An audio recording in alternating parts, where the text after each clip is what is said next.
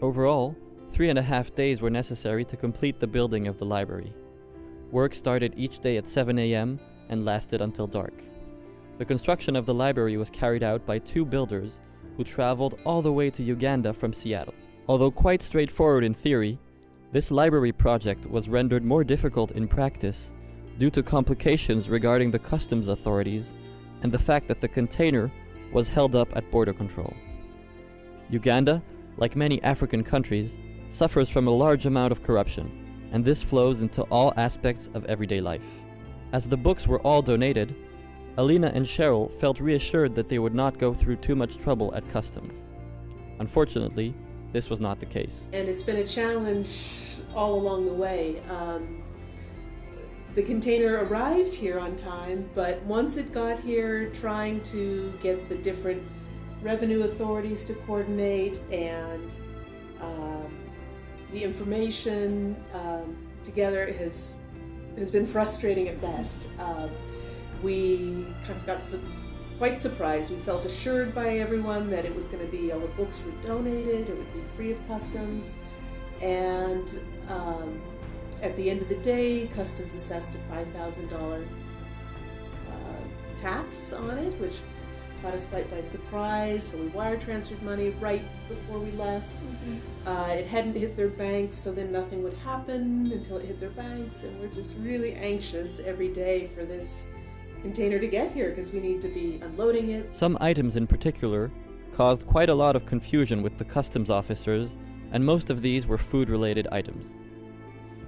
One good example of this were the goldfish snacks that Alina and Cheryl had packed at the last minute when leaving Seattle. So goldfish crackers are very popular. They're just called goldfish. So we had a line item that said snacks and goldfish, and so they thought we had a bunch of pets. Yes. Highly perishable items. So there's a lot of things like that to clarify, and then they needed origin. So we're going to make a quick spreadsheet.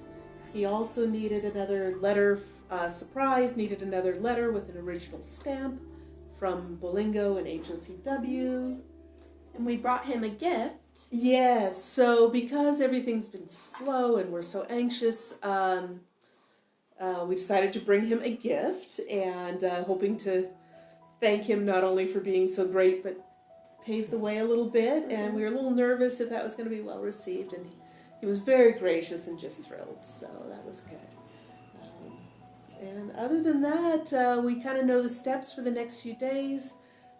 Looks like maybe, if we're lucky, Friday the container will come, which means we're going to be scrambling, unloading things and sorting books and trying to just get ready before the guys come to build it. Because once they're here, it's really like clockwork. Things have to happen very quickly. So. Throughout this entire process of getting the container through customs in Kampala, Mr. Alan Peterson was the agent in charge. So can you tell us, Alan, how this all worked out? Well, what was the whole procedure from beginning to end? The whole procedure was horrendous, but thank God it has come to an end. Yeah, hopefully it has ended well. Hiccups here and there, but it's purely logistical, and I must say logistics in Africa is different from what you do in Europe. It's a supply chain whereby when one part is missing, the other can't function. So yeah, here in Africa things don't move the way they are supposed to move. Finally, the container arrived at HOCW, and many of the volunteers were willing to help unload the container, along with Pat and Justin, the 2 builders freshly arrived from Seattle.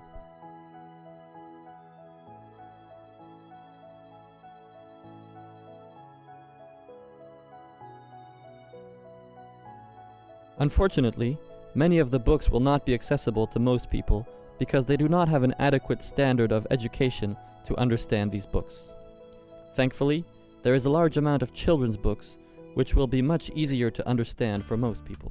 In addition to the building of the library, a new librarian was chosen by Bolingo. Alice, originally from the Congo, who has been in Uganda for a little over a year and who is now successfully integrated into the HOCW Center, was chosen for the job. Alice will be employed in the library full-time.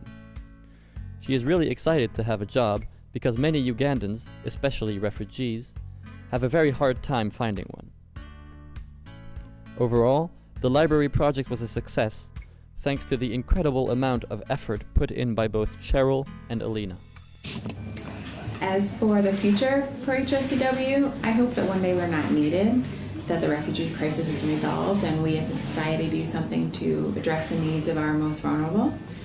But if that doesn't happen, I hope that we continue to work with our community to determine what they need, help them gain the skills to do for themselves, help them grow, learn the language, learn business skills, learn what they need to adapt to society and life in their new home. I hope for myself, I hope that I become obsolete. I hope that Bolingo and our leadership here gain the skills that they need, or polish the skills that they need to be able to run the organization. I think that it's much more powerful when it comes from within their own community, and leadership comes from the refugee community, and that it's not coming from the West and Americans and Europeans. And I think my role as an advisor is to help them gain those skills, and they can do it on their own, and that I can come to Uganda as a tourist and go rafting and go on safari. And I come to just visit my friends at HOCW. I think that we've benefited from each other in so many ways. I've learned so much about the world working here with these populations and these amazing people. All of this was made possible thanks to the full support of various institutions and charities, government contributions, and simple donations by the public. Volunteers are also welcome to come and stay at the center, as their skills and ideas are always extremely valuable for HOCW. Details of how to apply are available on the hopeofchildrenandwomen.org website. To continue supporting HOCW in its work improving the lives of refugees, everyone is encouraged to make a contribution on the globalgiving.com website. Every little counts.